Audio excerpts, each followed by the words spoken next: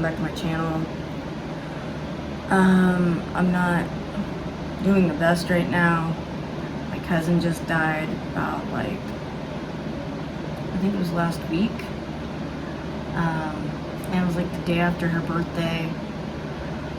And she's had cervical cancer for over 10-15 years, so she's got to the point where she was really sick, and she was going in and out of hospitals. The last time I seen her was last November.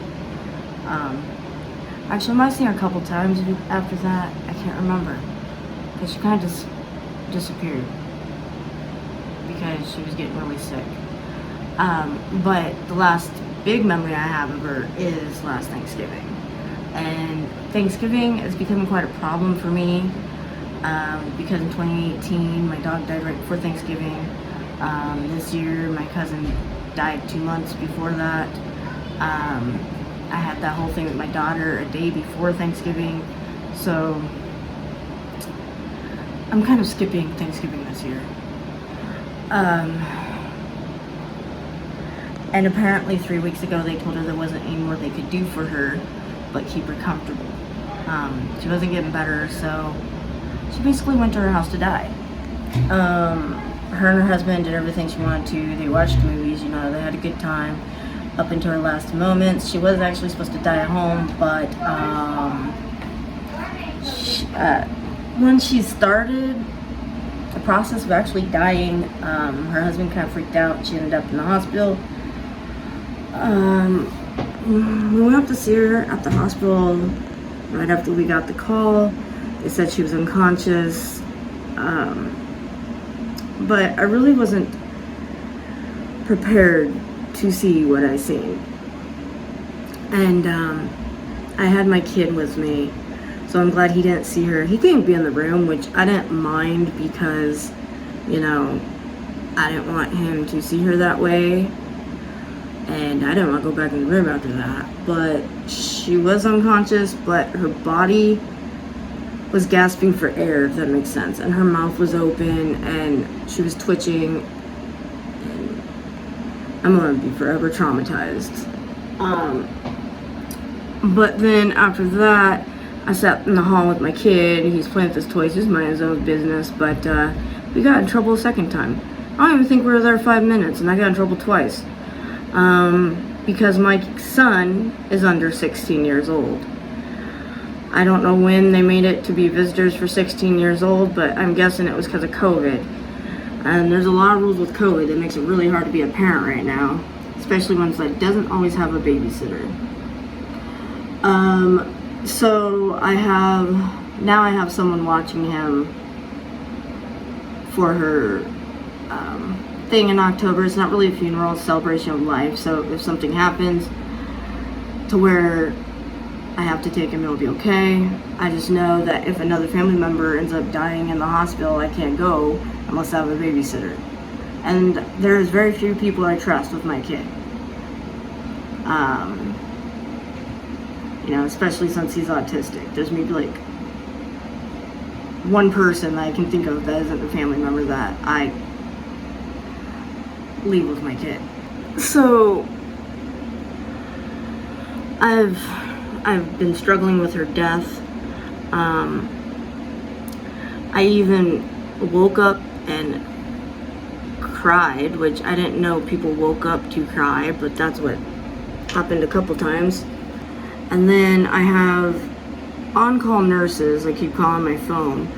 I have this thing to where I have blood pressure, a medical tablet, and I have to take my blood pressure and my weight all the time. And since my blood pressure is always up, they always call. So therefore I ended up at the doctor's, mainly because of my nurses, and they upped my blood pressure meds, and hopefully that works. But I'm at the cutoff, the borderline of it being controlled, I guess. I don't know. And then on top of that, I have a whole thing with my eyes going on. I probably mentioned it a couple times, but my eyes dilate and get kind of big when I have a seizure. So, I didn't think anything of it, but then so many medical staffs kept commenting on my freaking pupils. Don't look in my eyes, it's weird, okay? I don't like it. I'm not looking in your eyeballs. You don't look at mine, okay? Well, oops. My arm's getting tired. Ow. And on top of that,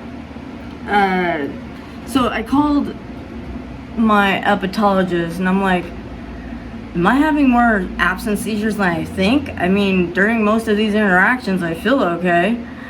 You know, I pray alert, but like I don't always know when I'm having an absence seizure. And yeah.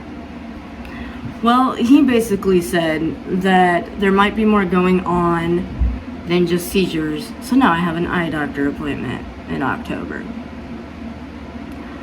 There's that. Gus eloped and got out of the school today. Again. And he wanted his bed. He said he was tired, you know, and they called me and I wasn't even in town at that point. So, you know, we were talking about getting another IEP going on, which we're gonna do because I'm sick of my kid getting out of school. But he ended up taking his temperature and calling me back, and apparently he don't feel good. He elopes when he doesn't feel good and is upset so far that I've noticed. But that doesn't mean he should still be getting out of the school. Anyways, I had to have my mom pick him up because we were somewhere else trying to get a bike for my mom that she found in Marketplace, but the guy just kind of up and vanished and disappeared. So she didn't get that bike. She thinks it's because a guy put down more money on it. That might have been the issue. But like, come on. If you're gonna do that to somebody, message them and be like, hey man, you don't get the bike now. I just got more money from this person. Instead of making us drive all the way around town trying to find your ass. Anyway, because he lived in a different town, a couple towns down, and in another part of that town. I don't know how to explain it. Anyways, he was kind of far away. And so we waited there till like 11:30 and he never showed. We pissed off his dogs though. So now we have an IEP coming up at some point. I don't know the date yet. And well, I don't know what I'm going to do because they won't give a para or like a full-time aide or whatever. They're like, he does better on one-on-one, but we can't give you that. So I'm gonna figure out how to fight that. So it's been a struggle. Sucks too because I really like the principal because he actually makes sure I understand what they're saying about the IEP because I process things slower. And when you talk so fast, I don't catch any of it. And I'll just be like, And I'll be looking at the papers and I'll be like, when that get there? So yeah, this is just a quick update of what's been going on. So it's been a pretty fucked up week and I'm just over it. Also, my cousin's, what? That's a mix between my cousin and husband. My cousin's husband came over a couple days ago, and I guess they cremated her, and a bunch of family gets her ashes, and it sounds like I'm going to be one that gets her ashes. I also want to get a tattoo dedicated to her for cervical cancer. I just don't know what yet. So that might be a slow process until I figure out something that will really work for her.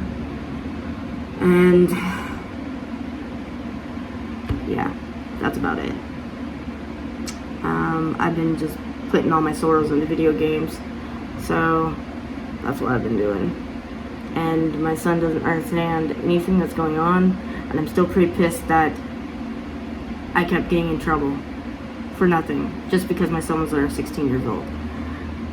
All while I just seen my half-dead cousin on the bed with her mouth open. dying. And actually pretty traumatized by it, I'm not gonna lie. It's been an experience, and it's something I never want to see again. Until next time, bye guys.